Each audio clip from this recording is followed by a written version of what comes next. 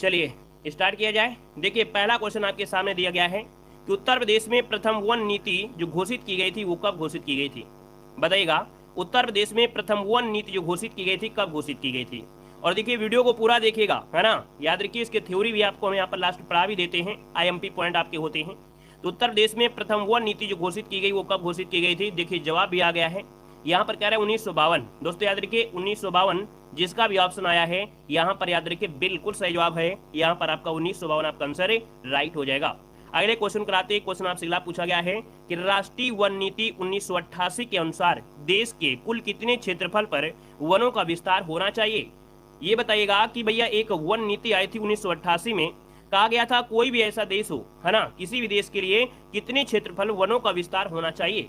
यहाँ पर देखिए 33.33 मतलब इसका जो ऑप्शन है यहाँ पर आपका आंसर क्या हो जाएगा। तो ऑप्शन आपका डी वाला हो जाएगा। 33.33% क्षेत्र पर दोस्तों याद रखिए वन का विस्तार होना आवश्यक है। और इतना अगर वन नहीं रहता है तो कहीं ना कहीं कई प्रकार की जैसे सूखा है, बाढ़ है ना, और ग्लोबल वार्मिंग है, ऐसी आपदाओं से आपको गुजरना पड़ेगा। इसलिए इतना % होना जरूरी होता है। आगे बढ़िए। क्वेश्चन आपसे अगला पूछा गया है कि भारतीय वन सर्वेक्षण रिपोर्ट 2019 के अनुसार उत्तर प्रदेश के भौगोलिक क्षेत्रफल का कुल कितना % वन क्षेत्र है। दोस्तों यहाँ पर 3 की अगर बात करते हैं तो ऑप्शन क्या हो जाएगा, थोड़ा बहुत परिवर्तन यहाँ पर आता है। याद रखिए इसका जो ऑप्शन बनेगा इनमें से क्या हो जाएगा।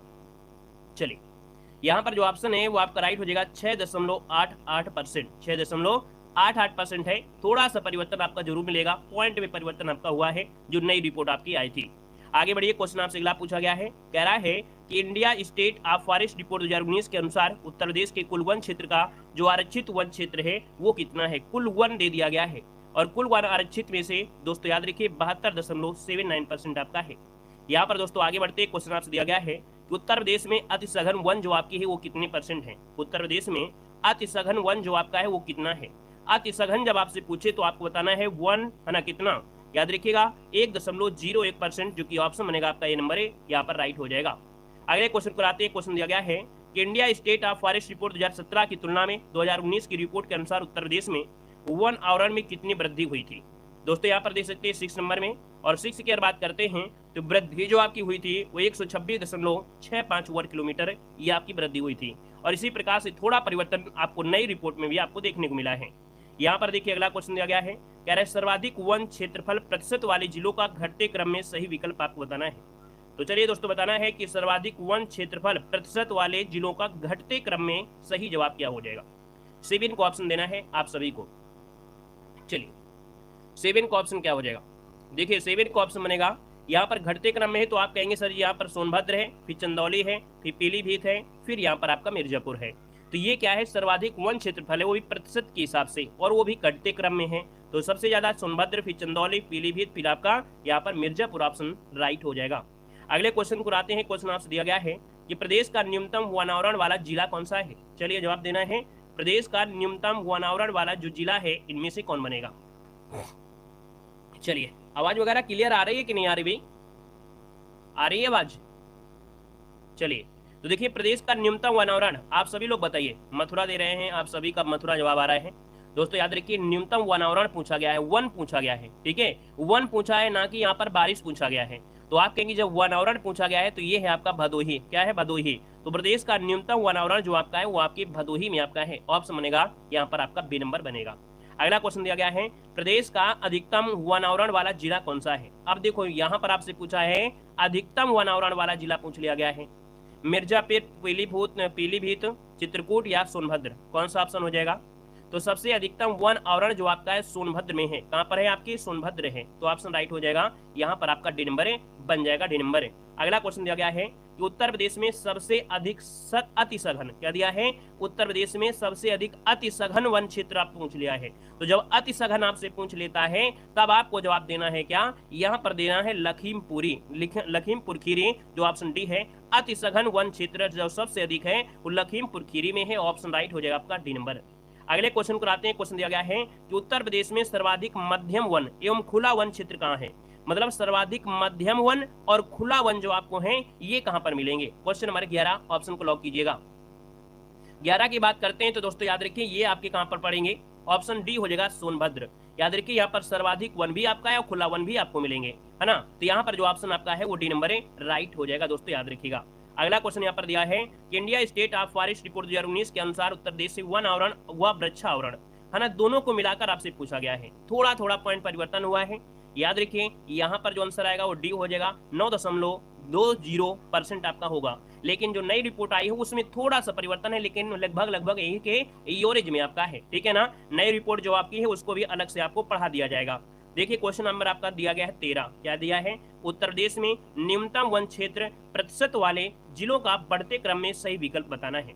मतलब यहाँ पर न्यूनतम वन क्षेत्र का जो प्रतिशत के हिसाब से है उनके, है ना, जिलों का बढ़ते क्रम में सही आंसर क्या हो जाएगा। बढ़ता क्रम जब आपसे पूछे, बढ़ता क्रम, तो आपको क्या लगाना है? यहाँ पर आपको लगाना है सबसे, देखिए भदोही, है ना, भदोही में आपको सबसे कम है, फिर मैनपुरी, फिर देवरिया, फिर बदायूं। इसका आंसर से हो जाएगा भदोही में सबसे कम है, मैनपुरी, देवरिया, बदायूं, इसका आंसर राइट हो जाएगा। अगला क्वेश्चन दिया गया है कि सर्वाधिक वन क्षेत्रफल वाले जिलों का घटते क्रम में, क्या सर्वाधिक वन क्षेत्रफल वाले जिलों का घटते क्रम में आपका आंसर क्या होगा। अभी आपने बताया कि घटते क्रम में सबसे ज्यादा आपका सोनभद्र, फिर खीरी, फिर मिर्जापुर, फिर आपका पीलीभीत, जो कि ये क्रम आपका आंसर आपका ये नंबर है, यहाँ पर राइट हो जाएगा। अगले क्वेश्चन को आते हैं। क्वेश्चन आपसे दिया गया है कि न्यूनतम वन क्षेत्रफल वाले जिलों का बढ़ते क्रम में, न्यूनतम वन क्षेत्रफल वाले जिलों का बढ़ते क्रम में आंसर क्या होगा। चलिए, जब बढ़ते क्रम में पूछे तो आप कहेंगे देखिए भदोही आपका है ना, भदोही, फिर मऊ, फिर मैनपुरी, फिर संत कबीर नगर, ऑप्शन बी हो जाएगा। यहाँ पर अगला क्वेश्चन आपसे दिया गया है, प्रदेश में नम पर्णपाती वन पाए जाते हैं। अब ये बताइए कि प्रदेश में नम पर्णपाती वन जो पाए जाते हैं वो कौन से क्षेत्र में पाए जाते हैं। भाबर तराई क्षेत्र में, मध्य क्षेत्र में, पश्चिमी क्षेत्र में, या बुंदेलखंड क्षेत्र में। आपका सही जवाब यहाँ पर बताना है। चलिए, प्रदेश में नम पर्णपाती वन जो पाए जाते हैं वो आपके भाबर और जो तराई क्षेत्र है, भाबर और तराई क्षेत्र में कैसे, तो आपके नम पर्णपाती वन आपके पाए जाते हैं। ऑप्शन बनेगा आपका ए नंबर। अगला क्वेश्चन दिया गया है कि प्रदेश में पूर्व, मध्य तथा पश्चिमी क्षेत्रों में मिलते हैं। मतलब प्रदेश में पूर्व, मध्य और पश्चिमी क्षेत्रों में जो वन मिलते हैं या ऐसे क्षेत्र में क्या चीजें मिलती हैं। तो भैया यहाँ पर याद रखिए, पूर्व, मध्य और पश्चिम क्षेत्र में जो मिलते हैं वो पर्णपाती वन होते हैं। लेकिन ये पर्णपाती वन होते हैं कैसे, तो आपके शुष्क पर्णपाती, यहाँ पर आंसर डी हो जाएगा कि प्रदेश के, उत्तर प्रदेश के पूर्व, मध्य और पश्चिमी क्षेत्रों में शुष्क पर्णपाती वन होते हैं। ऑप्शन बनेगा यहाँ पर डी नंबर है। अगला क्वेश्चन दिया गया है कि उत्तर प्रदेश में सामाजिक वानिकी योजना कब शुरू की गई थी। क्वेश्चन नंबर 18 है, उत्तर प्रदेश में सामाजिक वानिकी योजना कब शुरू की गई।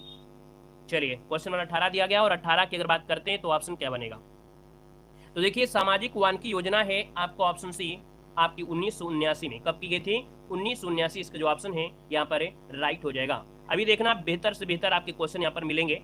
अगला क्वेश्चन दिया गया है कि वृक्षारोपण की वृद्धि के लिए शुरू की गई ऑपरेशन ग्रीन योजना का शुभारंभ जो हुआ या शुरुआत हुई थी, ऑपरेशन ग्रीन योजना बहुत आईएमपी क्वेश्चन है, हर एक एग्जाम में पूछा गया और आपके एग्जाम में पिछली बार पूछा गया था। देखिए, आपका दिया गया है ऑपरेशन ग्रीन योजना की जो शुभारंभ किया गया वो कब किया गया था। सन 2000 में या सन 2001 में की गई थी। दोस्तों याद रखिए, सन 2001, जिसका भी ऑप्शन आया बी वाला। 1 जुलाई 2001 को उत्तर प्रदेश में ऑपरेशन ग्रीन योजना का शुभारंभ किया गया था। राइट आंसर आपका बी बन जाएगा। अगले क्वेश्चन को आते हैं। क्वेश्चन दिया गया है कि वन प्रशिक्षण संस्थान की स्थापना 1988 में कहां पर की गई थी। क्वेश्चन नंबर 20 देना है। कह रहा है वन प्रशिक्षण संस्थान की स्थापना 1988 में कहां पर की गई थी। चलिए, 20 को ऑप्शन में से राइट क्या हो जाएगा। देखिए, 20 की अगर बात करते हैं तो यहाँ पर दिया है कानपुर, लखनऊ, सोनभद्र या लखीमपुर खीरी। तो दोस्तों वन प्रशिक्षण संस्थान 1988 में ऑप्शन जो बनेगा वो ए हो जाएगा आपके कानपुर में। कहाँ पर है, तो वन प्रशिक्षण संस्थान आपके 1988 में कानपुर में की गई थी। ऑप्शन राइट हो जाएगा, ए नंबर बन जाएगा। अगले क्वेश्चन को आइएगा। क्वेश्चन दिया गया है, खेल के सामान के निर्माण के लिए प्रसिद्ध जो आपका है कौन है। चलिए, जितने लोग जुड़े हैं उम्मीद है कि इस क्वेश्चन का जवाब सभी लोग देंगे। कह रहा है खेल का जो सामान का निर्माण होता है उसके लिए कौन सा शहर जाना जाता है। सोनभद्र, वाराणसी, सहारनपुर या मेरठ। इसका राइट आंसर क्या हो जाएगा। चलिए भैया जवाब दीजिएगा, वेलकम है, गुड इवनिंग। अगला क्वेश्चन देखो दिया गया है, हाँ पहले इसका जवाब दीजिए। तो भैया खेल के सामान के निर्माण के लिए जो जाना जाता है इनमें से आपका मेरठ है। कौन है, मेरठ है, जो कि ऑप्शन बनेगा यहाँ पर डी नंबर है, राइट हो जाएगा मेरठ। अगला क्वेश्चन बताइएगा कि लकड़ी के खिलौने के निर्माण का प्रसिद्ध केंद्र कौन है। लकड़ी के खिलौने के लिए जो प्रसिद्ध निर्माण केंद्र है इनमें से कौन बनेगा। चलिए, यहाँ पर ऑप्शन लॉक करना है, 22 नंबर है आपका सही जवाब क्या हो जाएगा। वीडियो को भी लाइक शेयर करते हुए चलेंगे। जितने लोग यहाँ पर पहली बार जुड़े हैं, है ना, सभी लोग वीडियो को लाइक करेंगे और यहाँ पर नए हैं तो चैनल को सब्सक्राइब करके जय हिंद जरूर लिखिएगा। और हमारा टेलीग्राम है देव जी के ट्रिक, लिंक से क्लिक करके आप लोग जुड़ सकते हैं ताकि पीडीएफ भी आपको मिलती रहे। और आपकी इतनी ज़्यादा क्लासें हो गई हैं जिसकी वजह से आपको नोटिफिकेशन भी आपको समय से मिलता रहेगा। अगर आपके जुनून है, आपका जुनून ये है कि नहीं हम वर्दी लेकर ही रहेंगे, तो भैया आप लोग टेलीग्राम जरूर ज्वाइन करिए, क्योंकि सभी क्लासें आपको यहाँ पर टाइम के अनुसार आपको मिलती हैं। टाइम टेबल भी आपको टेलीग्राम पे प्रोवाइड हो गया है। जय हिंद भैया, जय हिंद। लकड़ी के खिलौने का निर्माण देखिए आपका आंसर हो जाएगा क्या, सोनभद्र और वाराणसी। ऑप्शन बनेगा यहाँ पर डी नंबर है कि सोनभद्र व जो वाराणसी है, अगर सोनभद्र नहीं मिलता है तो वाराणसी आपको जरूर मिलता है। सोनभद्र और वाराणसी में लकड़ी के खिलौने का निर्माण का प्रसिद्ध आपका केंद्र है। अगला क्वेश्चन दिया गया है कागज निर्माण का प्रमुख केंद्र में से कौन है। चलिए बताइएगा कि कागज निर्माण के लिए किसे जाना जाता है, कागज निर्माण। चलिए, कागज को सहारा देना पड़ता है, हमने कहा कागज को सहारा देना पड़ता है, तो सहारा देना पड़ता है, नहीं तो भैया उड़ जाएगा। मतलब आपका जवाब सी हो जाएगा, सहारनपुर आपका आंसर है, बिल्कुल सही जवाब हो जाएगा। अगले क्वेश्चन को आते हैं। क्वेश्चन दिया गया है कि मिर्जापुर, झांसी, सहारनपुर, बरेली के है ना किसके लिए प्रसिद्ध है। मिर्जापुर, झांसी, सहारनपुर और बरेली किसके लिए जाना जाता है। चलिए, खेल का सामान, लकड़ी के खिलौने, कागज का निर्माण या चीनी मिट्टी के खिलौने और बीड़ी के लिए। सही जवाब क्या हो जाएगा 24 नंबर में। कुछ लोगों का जवाब आया है, बेहतर आया है। दोस्तों याद रखिएगा, चीनी मिट्टी के खिलौने और बीड़ी के लिए जाना जाता है मिर्जापुर, झांसी, सहारनपुर और बरेली। ऑप्शन इसका डी नंबर है, राइट बन जाएगा। अगले क्वेश्चन को आते हैं। क्वेश्चन दिया गया है कि ज्वालापुर, नजीबाबाद, बरेली किसके लिए जानते हैं। चलिए, यहाँ पर दोस्तों एक जिला एक उत्पाद से भी रिलेटेड जो भी क्वेश्चन आपके हैं वो भी आपको मिलेंगे, है ना। वन से संबंधित चीजें आपकी बनती है, इसलिए वन से रिलेटेड भी आपकी क्वेश्चन है, वन्य जीव वगैरह सभी चीजें आपकी हैं। तो दोस्तों यहाँ पर देख सकते हैं आपका 25 नंबर का जो ऑप्शन आया है, कुछ लोगों ने बिल्कुल सही जवाब दिया है। याद रखिए, ज्वालापुर, नजीबाबाद, बरेली माचिस, फर्नीचर, कत्था और बेंत प्लाईवुड के लिए जाना जाता है। ऑप्शन आपका डी नंबर है, यहाँ पर राइट बनेगा। अगला क्वेश्चन देखो दिया गया है, बखीरा पश्चिम बिहार जो स्थित है वो कहाँ पर है। चलिए 26 का ऑप्शन लॉक कीजिएगा। बखीरा पश्चिम बिहार जो स्थित है वो आपकी कहाँ पर है, गोंडा में, संत कबीर नगर में, बलिया में या रायबरेली। आपका सही जवाब क्या बनेगा। देखिए 26 की अगर बात करते हैं तो ऑप्शन यहाँ पर देखिए आपका जवाब हो जाएगा संत कबीर नगर, है ना। याद रखिएगा कि संत कबीर नगर जो कि ऑप्शन है यहाँ पर बी नंबर है, राइट हो जाएगा। जो संत होते हैं वो मालूम है क्या है, वो खीर ज्यादा खाते हैं, है ना, दूध खीर वगैरह ये चीजें ज्यादा खाते हैं। याद रखिए, इसको ऑप्शन बी नंबर है यहाँ पर राइट हो जाएगा। अगले क्वेश्चन को आते हैं। क्वेश्चन दिया गया है, सुराहताल पश्चिम बिहार कहाँ पर है। चलिए बताइएगा, सुराहताल जो पश्चिम बिहार है ये आपके कहाँ पर है। इसका जो राइट आंसर बनेगा इनमें से क्या हो जाएगा। चलिए, सुराहताल पश्चिम बिहार जो आपका है इनमें से क्या हो जाएगा। देखिए सुराहताल की बात करते हैं तो यहाँ पर याद रखिए आपके बलिया में है। कहाँ पर है, बलिया, जो कि 27 का ऑप्शन जिसका भी आ रहा है डी नंबर है, बिल्कुल सही जवाब इनमें से हो जाएगा। अगला है, प्रदेश में सर्वप्रथम किस पश्चिम बिहार की स्थापना की गई थी। प्रदेश में सर्वप्रथम किस पश्चिम बिहार की स्थापना की गई। क्वेश्चन नंबर 28 ऑप्शन को लॉक कीजिएगा। चलिए, सबसे पहले पश्चिम बिहार जो था वो कौन सा था। यहाँ पर देखिए 28 नंबर का जो ऑप्शन है इनमें से क्या हो जाएगा, तो ये है आपका नवाबगंज पश्चिम बिहार जो कि आपकी उन्नाव में है। सबसे पहले यही पश्चिम बिहार की स्थापना हुई थी, है ना। ऑप्शन बनेगा यहाँ पर ए नंबर है। और अगले क्वेश्चन को आइएगा। क्वेश्चन दिया गया है कि प्रदेश का सबसे छोटा वन्य जीव विहार कौन सा है। प्रदेश का सबसे छोटा वन्य जीव विहार इनमें से कौन सा बनेगा। चलिए 29 के ऑप्शन को लॉक करना है। और 29 की अगर बात कर लेते हैं तो ऑप्शन क्या बनेगा। आप कहेंगे सर यहाँ पर देखा जाए तो ये ललितपुर में है, और ललितपुर की बात करते हैं तो महावीर स्वामी वन्यजीव विहार जो ललितपुर में है ये प्रदेश का सबसे छोटा वन्यजीव विहार है, जो कि ऑप्शन राइट हो जाएगा, आपका डी नंबर बन जाएगा, डी नंबर। अगले क्वेश्चन को आते हैं। क्वेश्चन दिया गया है, निम्नलिखित में से कौन सा वृक्ष पर्यावरणीय संकट उत्पन्न करता है। ये दोस्तों याद रखिएगा अपने पर्यावरण के लिए घातक सिद्ध हो सकता है और है भी। और यहाँ पर याद रखिए पारिस्थितिकी तंत्र का ये सबसे खतरनाक आपका पौधा है, ये वृक्ष है, सफेदा जिसे बोलते हो, है ना। याद रखिए इसे यूकेलिप्टस भी कहते हैं और इसे लोग कुछ लोग एरिया में सफेदा भी कहा जाता है, जो कि ऑप्शन आपका बिल्कुल सही है, यूकेलिप्टस आपका हो जाएगा। ऐसा क्यों है, क्योंकि ये पानी बहुत सोखता है ना। ये अगर खेत में लगा है तो समझो पानी बहुत ज्यादा ये सोखता है ना, इसलिए ये पर्यावरण के लिए बड़ा संकट है। अगला क्वेश्चन दिया गया है कि राज्य में एक बब्बर शेर सफारी स्थापित किया गया है। राज्य में एक बब्बर शेर सफारी जो स्थापित किया गया है वो कहाँ पर स्थापित किया गया है। आपका जो आंसर बनेगा इनमें से क्या हो जाएगा। दोस्तों 31 की अगर बात करते हैं तो ऑप्शन क्या बनेगा, तो आप कहेंगे सर इटावा, जो कि इटावा है ऑप्शन कहाँ पर है, आपका बी नंबर है, बिल्कुल सही जवाब आया है और बहुत ही अच्छी तरीके से सबका जवाब आ गया है। अगला क्वेश्चन है, प्रदेश में नवाबगंज पश्चिम बिहार कहाँ पर स्थित है। अभी अभी हमने जिक्र किया कि सबसे पहला पश्चिम बिहार जो कि आपका नवाबगंज में है ना, और ये किस जनपद में पड़ता है। देखिए 32 का जवाब आया है यहाँ पर उन्नाव, जो कि बिल्कुल सही जवाब है ना, ये उन्नाव हो जाएगा। और अगर याद रखिएगा नवाबगंज पश्चिम बिहार का एक नया नाम भी हो गया है, क्या आपको पता है कि नवाबगंज पश्चिम बिहार का नया नाम क्या है? अगर ऐसा क्वेश्चन पूछता है तब आप क्या जवाब देंगे? चलिए, ऐसा अगर क्वेश्चन पूछे तो आप कहेंगे चंद्रशेखर आजाद पश्चिम बिहार। क्या बोलेंगे? चंद्रशेखर आजाद पश्चिम बिहार आपका आंसर है, राइट हो जाएगा। अगले क्वेश्चन को आते हैं। क्वेश्चन दिया गया है कि उत्तर प्रदेश का एकमात्र राष्ट्रीय उद्यान इनमें से कौन है? उत्तर प्रदेश का एकमात्र राष्ट्रीय उद्यान पूछा है। तो दोस्तों याद रखिए, जब ये क्वेश्चन आता है तो समझो कि बेहतर क्वेश्चन आपका है और ये क्वेश्चन बहुत बार पूछा भी गया है। और दोस्तों याद रखिए, यहाँ पर जो आपका आंसर है वो राइट क्या हो जाएगा? यहाँ पर देखिए, प्रदेश का एकमात्र राष्ट्रीय, और राष्ट्रीय लगा देता है तो आप कहेंगे दुधवा। और दुधवा की अगर बात करते हैं तो जवाब काफी लोगों के आ गए हैं, दुधवा राष्ट्रीय उद्यान, जो कि ऑप्शन बनेगा यहाँ पर बी नंबर है, बिल्कुल सही जवाब है। अगले क्वेश्चन को आते हैं। क्वेश्चन दिया गया है, दुधवा राष्ट्रीय उद्यान स्थित है। दुधवा राष्ट्रीय उद्यान जो आपका है ये कहाँ पर स्थित है? दुधवा राष्ट्रीय उद्यान लखीमपुर खीरी, बिल्कुल सही है, लखीमपुर खीरी में है। और यहाँ पर जो ऑप्शन बनेगा वो आपका ए नंबर, पीलीभीत व लखीमपुर खीरी जिले में राष्ट्रीय दुधवा राष्ट्रीय उद्यान है, जो कि ऑप्शन राइट हो जाएगा यहाँ पर नंबर, दुधवा राष्ट्रीय उद्यान। अगला क्वेश्चन दिया गया है कि दुधवा राष्ट्रीय उद्यान को राष्ट्रीय उद्यान का जो दर्जा दिया गया, ठीक है, जो दुधवा राष्ट्रीय उद्यान है, इस राष्ट्रीय उद्यान का दर्जा जो प्राप्त हुआ था ये कब प्राप्त हुआ था? देखिए 35 नंबर ऑप्शन क्या बनेगा? ऑप्शन बनेगा 1977 में। कब? 1977, जो कि ऑप्शन बनेगा आपका बी नंबर है। और अगले क्वेश्चन को बढ़ते हैं। क्वेश्चन दिया गया है कि प्रदेश का सबसे बड़ा वन्यजीव विहार कौन सा है? प्रदेश का सबसे बड़ा वन्यजीव विहार जो आपका है इनमें से क्या है? दोस्तों यहाँ पर 36 नंबर का ऑप्शन क्या हो जाएगा? तो आप कहेंगे सर 36 नंबर का ऑप्शन बनेगा हस्तिनापुर वन्यजीव विहार, जो कि ऑप्शन है यहाँ पर सी नंबर है, ये प्रदेश का सबसे बड़ा वन्यजीव विहार है। ऑप्शन बनेगा आपका सी नंबर, हस्तिनापुर वन्यजीव विहार आपका हो जाएगा। अगला क्वेश्चन आइएगा। क्वेश्चन दिया गया है कि प्रदेश में सर्वप्रथम 1957 में किस वन्यजीव विहार की स्थापना की गई थी? सबसे पहले दोस्तों पूछा गया 1957 में किस वन्यजीव विहार की स्थापना की गई, यहाँ पर आंसर क्या हो जाएगा? तो दोस्तों याद रखिए, चंद्रप्रभा वन्यजीव अभ्यारण्य, जो कि आपकी चंदौली में है। कहाँ पर है? चंद्रप्रभा वन्यजीव अभ्यारण्य, जो कि आपकी चंदौली में है। अगला क्वेश्चन यहाँ पर आपसे दिया गया है कि प्रदेश का सबसे बड़ा पक्षी विहार कौन सा है? प्रदेश का सबसे बड़ा पक्षी विहार। तो दोस्तों देखा जाए तो आजकल बात होती है लाखों में, है ना? क्या होते हुए बात होती है लाखों में, और जब लाखों की बात होती है तो आप कहेंगे यहाँ पर जो आंसर होगा वो हो जाएगा लाख बहुसी पक्षी विहार। कहाँ? लाख बहुसी पक्षी विहार, ये प्रदेश का सबसे बड़ा पक्षी विहार है। अगर हम आपसे पूछे कि ये लाख बहुसी पक्षी विहार कहाँ पर है तो क्या आप जवाब दे सकते हैं? बताइए, कमेंट करिए जल्दी से कि लाख बहुसी जो पक्षी विहार है ये कहाँ पर आपके है। तो दोस्तों आपने पढ़ा होगा इत्र नगरी, है ना? इत्र नगरी, और इत्र नगरी जो आपकी कौ है कन्नौज है, दोस्तों याद रखिएगा, ठीक है। अगले क्वेश्चन को आते हैं। क्वेश्चन दिया गया है कि प्रदेश का सबसे छोटा पक्षी विहार कौन सा है?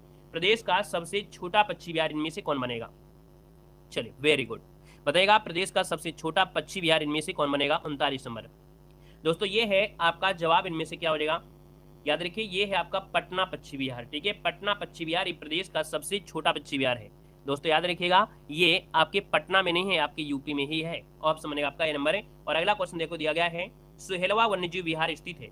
सुहेलवा वन्यजीव विहार जो आपका है ये कहाँ पर है? क्वेश्चन नंबर 40 दिया है और 40 की बात कर लेते हैं तो ऑप्शन में से क्या हो जाएगा? आप कहेंगे सुहेलवा वन्यजीव विहार जो आपके श्रावस्ती में है। श्रावस्ती की बात करते हैं तो आपकी बलरामपुर, श्रावस्ती बलरामपुर में ये है आपका सुहेलवा वन्यजीव विहार। ऑप्शन राइट हो जाएगा आपका डी नंबर है। अगले क्वेश्चन को आते हैं। क्वेश्चन दिया गया है, सोहागी बरवा वन्यजीव विहार कहाँ पर है? सोहागी बरवा वन्यजीव विहार यूपी में कहाँ पर है? यूपी में सोहागी बरवा वन्यजीव विहार 41 नंबर महाराजगंज में, ठीक है। कहाँ पर है? महाराजगंज, जो कि ऑप्शन है आपका डी नंबर है, राइट हो जाएगा। अगला क्वेश्चन दिया गया है, लाख बहुसी पक्षी विहार कहाँ पर है? लाख बहुसी पक्षी विहार, अभी अभी हमने बताया था कि जो लाख बहुसी पक्षी विहार है वो आपके कहाँ पर है? 42 को ऑप्शन लॉक कीजिएगा। चलिए 42 की अगर बात कर लेते हैं तो ऑप्शन में से क्या हो जाएगा? आप कहेंगे सर कन्नौज में है। कहाँ पर है? आपकी कन्नौज में है, जो कि ऑप्शन बनेगा आपका सी नंबर हो जाएगा। अगले क्वेश्चन को आते हैं। क्वेश्चन दिया गया है, पार्वती अरंगा पक्षी विहार कहाँ पर है? पार्वती अरंगा पक्षी विहार जो आपका है ये कहाँ पर है? चलिए 43 को ऑप्शन लॉक करना है। आपका जवाब इनमें से क्या हो जाएगा? दोस्तों पार्वती अरंगा पक्षी विहार की बात करते हैं तो ये आपके कहाँ पर है? गोंडा में है। कहाँ पर है? गोंडा बस्ती, आप नाम सुना होगा, गोंडा। ऑप्शन राइट हो जाएगा, सी नंबर आ गया है। और अगला जवाब दीजिएगा कि शहीद अशफाक उल्लाह खां प्राणी उद्यान अर्थात जो चिड़ियाघर है ये कहाँ पर है? बताइएगा, शहीद अशफाक उल्लाह खां प्राणी उद्यान जो आपका है चिड़ियाघर ये कहाँ पर है? हमने आपको बताया था कि आपके उत्तर प्रदेश में 3 चिड़ियाघर है। एक तो कानपुर में है, दूसरा लखनऊ में है और तीसरा आपके कहाँ पर है? तो आप कहेंगे सर गोरखपुर में है। तो दोस्तों याद रखिए, ये है ऑप्शन बी नंबर, गोरखपुर आपका जवाब है, राइट हो जाएगा। अगले क्वेश्चन को आते हैं। क्वेश्चन दिया गया है, प्रदेश में मयूर संरक्षण केंद्र स्थापित किया जा रहा है। प्रदेश में मयूर संरक्षण केंद्र जो आपका है ये स्थापित किया जा रहा है, और बताइएगा कि कहाँ पर स्थापित किया जा रहा है। चलिए 45 नंबर में। दोस्तों याद रखिए, मथुरा के वृंदावन में मयूर संरक्षण केंद्र स्थापित किया जा रहा है। ऑप्शन राइट हो जाएगा, यहाँ पर आपका ये नंबर बन जाएगा। अगले क्वेश्चन को आते हैं। क्वेश्चन आपसे दिया गया है कि भारत का प्रथम नाइट सफारी पार्क स्थापित किया जा रहा है। भारत का प्रथम नाइट सफारी पार्क स्थापित किया गया है, यहाँ पर देखिए 6 दिसंबर। नाइट सफारी पार्क की अगर बात कर लेते हैं तो दोस्तों आपको बताना है क्या हो जाएगा। चलिए, ये नंबर हो जाएगा ग्रेटर नोएडा में, बिल्कुल सही है, ग्रेटर नोएडा इसका आंसर आपका नंबर राइट हो जाएगा। और अगले क्वेश्चन में आते हैं। अब आपको थोड़ा ध्यान से सुनना है बस, है ना। अभी तक ऑब्जेक्टिव लगाए हैं, अब आपको थ्योरी में होगा, वन लाइनर फॉर्मेट में होगा, फास्ट तरीके से आपको हर एक पॉइंट समझ में आएगा। क्योंकि आप लोग हमेशा ऑब्जेक्टिव पढ़ते हैं, हमने कहा कि आप लोग थ्योरी कम पढ़ते हैं, लेकिन हम आपको जो भी पढ़ाते हैं पूरा 100% सॉलिड पढ़ाते हैं। तो दोस्तों यहाँ पर देखिएगा, थोड़ा सा समय दीजिए, अभी आपको पूरी तरीके से कंप्लीट होता है। देखो, प्रदेश में पहला पॉइंट है, प्रदेश में सर्वाधिक वन क्षेत्रफल प्रतिशत वाले 5 राज्य, मतलब सर्वाधिक वन क्षेत्रफल प्रतिशत के हिसाब में देखिए 5 जिले कौन हैं। तो भैया सबसे ज्यादा सोनभद्र, फिर चंदौली, फिर पीलीभीत, मिर्जापुर, फिर आपका चित्रकूट है। अधिकतम वनावरण वाला जिला कौन है? तो अधिकतम वनावरण वाला जिला है आपका सोनभद्र है। कौन है? सोनभद्र है, क्योंकि डायरेक्ट याद रखना है। अगला है न्यूनतम वनावरण कहाँ पर है? तो न्यूनतम वनावरण आपकी कहाँ पर है? भदोही में, यहाँ पर सबसे कम आपके वन है। अगला दिया है प्रदेश में सबसे अधिक वन भाबर और तराई क्षेत्र, है ना, वन और भाबर तराई क्षेत्र जो मिलते हैं, याद रखिएगा कि प्रदेश में सबसे अधिक वन भाबर और तराई क्षेत्र मिलते हैं। जो आपके वन है भारत उत्तर प्रदेश में, देखिए उत्तर प्रदेश की बात हो रही है, प्रदेश में सबसे अधिक जो वन मिलेंगे वो कौन से एरिया में मिलेंगे? तो भाबर क्षेत्र और तराई क्षेत्रों में मिलते हैं। याद रखिए सबसे अधिक अति सघन वन, मतलब आप देखेंगे जब आप लखीमपुर खीरी जाएंगे तो वहां के जो वन है बिल्कुल पास पास में है ना, बहुत पास में, इसलिए अति सघन हो गया है। वैसे सबसे ज्यादा वन जो आपके हैं वो सोनभद्र में है, लेकिन अति सघन लगा देते हैं तो लखीमपुर खीरी आपका हो जाएगा। अगला क्वेश्चन दिया गया है कि मध्यम वन एवं खुला वन, तो बताया मध्यम वन और खुला वन आपके सोनभद्र में आपके मिल जाएंगे, ठीक है ना। और अगला क्वेश्चन देखो आपसे यहाँ पर दिया गया है और क्या कह रहा है, देखो ये रिपोर्ट जो आपकी 2019 वाली, यहाँ पर अपडेट आपको करना है, करंट अफेयर में अपडेट मिल जाएगा। अगला देखो दिया है सर्वाधिक वन क्षेत्रफल प्रतिशत वाले 4 जिले, है ना, वो भी घटते क्रम में, सोनभद्र, चंदौली, पीलीभीत, मिर्जापुर। निम्नतम वन क्षेत्रफल वो भी प्रतिशत के हिसाब में, तो आप बढ़ते क्रम में देखो भदोही, मैनपुरी, देवरिया और बदायूं हो जाएगा। सर्वाधिक वन क्षेत्रफल वाले 4 जिले पूछा गया, वो भी घटते क्रम में, तो आप कहेंगे सोनभद्र, खीरी, मिर्जापुर, पीलीभीत। देखो इतना आसान है कि आपसे चाहे घटते क्रम में बोले या बढ़ते क्रम में, एक बार रट लीजिए, आपको बार बार से कोई मतलब है नहीं है, ठीक है ना। न्यूनतम वही पूछा गया तो वही आप भदोही, मऊ, है ना, आपकी मैनपुरी और संत कबीर नगर। अब देखिए कुछ ऐसे भी पॉइंट होते हैं जो आपने हमेशा पढ़ा होगा, ये जीके में आपने पढ़ा होगा। देखिए पहला पॉइंट आपसे कह रहा है चीड़ के पेड़ की, है ना, क्या चीड़ का जो पेड़ होता है उस पेड़ की राल से विरोजा और तारपीन का तेल प्राप्त होता है। क्वेश्चन पूछेगा तारपीन का जो तेल होता है किससे प्राप्त होता है? तो चीड़ के पेड़ से प्राप्त होता है, जो उससे निकलती है राल। अगला दिया गया है तेंदु पत्ते के द्वारा बीड़ियां बनाई जाती हैं। क्वेश्चन आपसे पूछेगा बीड़ियां जो बनाई जाती हैं कौन से पेड़ से? तो आप कहेंगे तेंदु वृक्ष के पत्तों से बीड़ियां बनाई जाती हैं। अगला है बबूल की छाल से प्राप्त रंगों से चमड़े की रंगाई की जाती है। याद रखिए चमड़ी की रंगाई जो होती है वो बबूल की छाल से जो प्राप्त होता है रंग, उससे किया जाता है। अगला क्वेश्चन दिया गया है, कह रहा है आपसे साखू और महुए के पत्ते से पत्तल और दोने, पत्तल दोने आप मार्केट में देखे होंगे कि पत्तल और दोने जो बनाए जाते हैं वो साखू और महुए के पत्तों से बनाए जाते हैं। क्वेश्चन पूछेगा कत्था बनाया जाता है किससे? तो याद रखिएगा जो कत्था बनाया जाता है वो खैर वृक्ष के रस से बनाते हैं। किससे? खैर वृक्ष के रस से बनाया जाता है कत्था। अगला क्वेश्चन दिया गया है कि बेंत तथा बांस वृक्षों से प्राप्त कच्चे माल द्वारा कागज बनाया जाता है। कागज जो बनाया जाता है वो बेंत व बांस के वृक्षों से प्राप्त कच्चे माल से कागज प्राप्त होता है। अगला क्वेश्चन दिया गया है रबड़ वृक्ष के रस से रबड़ बनता है। ताड़ और खजूर के रस से ताड़ी बनती है। ताड़ी आपने पिया होगा, तो याद रखिए ताड़ और खजूर के रस से ताड़ी प्राप्त की जाती है और रबड़ वृक्ष से रबड़ मिलती है। अगला दिया गया है कि भैया चीड़, देवदार, सागौन, साल के वृक्षों का उपयोग रेलवे लाइन के स्लीपर व इमारती लकड़ी के में किया जाता है। आप देखे होंगे रेलवे की पटरियों के नीचे अब तो पत्थर के होते हैं, पहले यहाँ पर लकड़ी के रखे रहते थे, है ना, जो कि चीड़ के हो सकते हैं, देवदार, सागौन, साल के बहुत मजबूत होते हैं। अगला क्वेश्चन देखो आपसे दिया गया है कि लकड़ी के जो खिलौने, है ना, लकड़ी के खिलौने की अगर बात करते हैं तो याद रखिए सोनभद्र और वाराणसी ये लकड़ी के खिलौने के लिए आपके प्रसिद्ध हैं। कागज का प्रमुख केंद्र जो आपका है वो आपका सहारनपुर है। चीनी मिट्टी के खिलौने और बीड़ी जो मिलती है मिर्जापुर, झांसी, सहारनपुर और बरेली में प्राप्त होती हैं। माचिस, फर्नीचर, कत्था, बेत, प्लाईवुड बरेली में, ठीक है। और यहाँ पर आते हैं अगले पॉइंट में। देखो पॉइंट आपसे कह रहा है वन्यजीव से। 1935 में देश का प्रथम वन्यजीव विहार तत्कालीन उत्तर प्रदेश लेकिन वर्तमान में उत्तराखंड में है मोतीचूर वन्यजीव विहार, जो कि राजाजी राष्ट्रीय उद्यान के रूप में स्थापित हुआ था। ये प्रथम वन्यजीव विहार आपका है दोस्तों, याद रखिएगा। पहले इसे मोतीचूर वन्यजीव बोलते थे, लेकिन इसे वर्तमान में राजाजी राष्ट्रीय उद्यान कहते हैं, जो कि वर्तमान में उत्तराखंड में ये आपका पहुंच गया है। अगला पॉइंट आपसे दिया गया है कि 1936 में एशिया का पहला, देखिए एशिया का पहला राष्ट्रीय उद्यान हेली राष्ट्रीय उद्यान, जिसे जिम कार्बेट नेशनल पार्क कहते हैं, ये उत्तराखंड में अब तत्कालीन उत्तर प्रदेश में आपका है। तो याद रखिए ये जो आपका हेली नेशनल पार्क है, जिम कार्बेट है, ये एशिया का पहला था, है ना। तो दोस्तों याद रखिएगा, इसलिए क्वेश्चन आपका हमेशा पूछा जाता है। अगला क्वेश्चन दिया गया है कि 1956 में देश के प्रथम वन्यजीव परिसंरक्षण संगठन की स्थापना उत्तर प्रदेश में यहाँ पर की गई थी।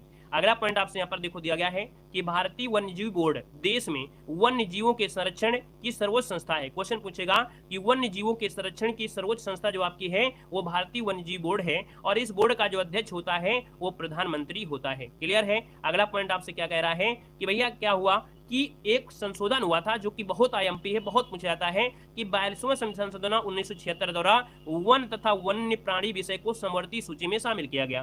पहले ये राज्य सूची का विषय था, लेकिन 1976 में एक संशोधन हुआ और वन और वन्यजीव को समवर्ती सूची में शामिल कर लिया गया था। नेक्स्ट क्वेश्चन दिया गया है दुधवा राष्ट्रीय उद्यान, है ना, जो कि 490 किलोमीटर प्रदेश का एकमात्र राष्ट्रीय उद्यान है।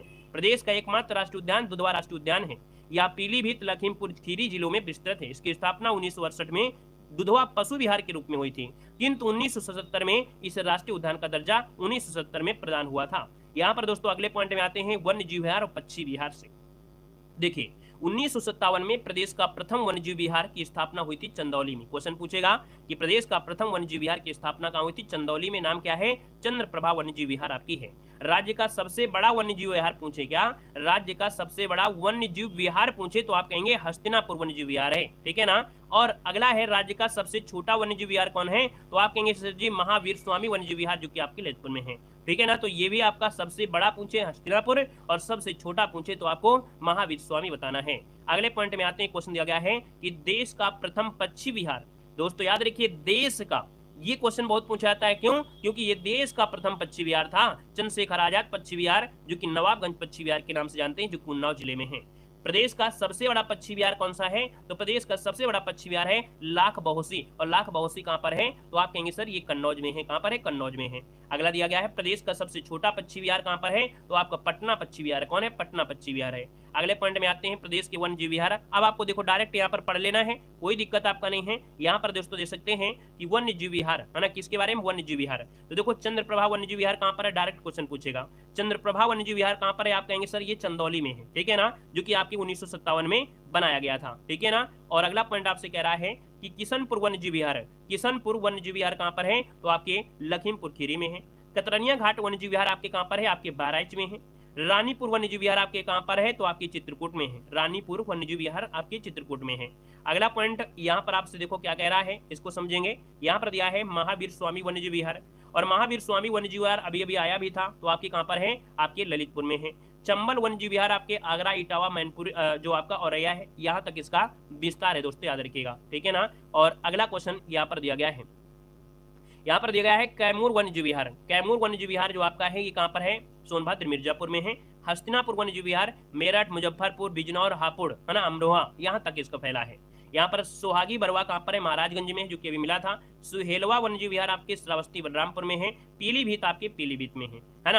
अब आते हैं प्रदेश के जो पक्षी विहार हैं। प्रदेश के पक्षी विहार में दोस्तों नवाबगंज, जिसे शहीद चंद्रशेखर आजाद पक्षी विहार कहते हैं, और ये कहाँ पर है? आपकी उन्नाव में है, ठीक है ना। समस्तपुर पक्षी विहार कहाँ पर है? आपके रायबरेली में। समस्तपुर पक्षी विहार आपके रायबरेली में है। लाख बहोसी पक्षी विहार कहाँ पर है? तो लाख बहोसी आपकी कहाँ पर है? आपकी कन्नौज में है। और अगला आपसे दिया गया है, कह रहा है बखीरा पक्षी विहार।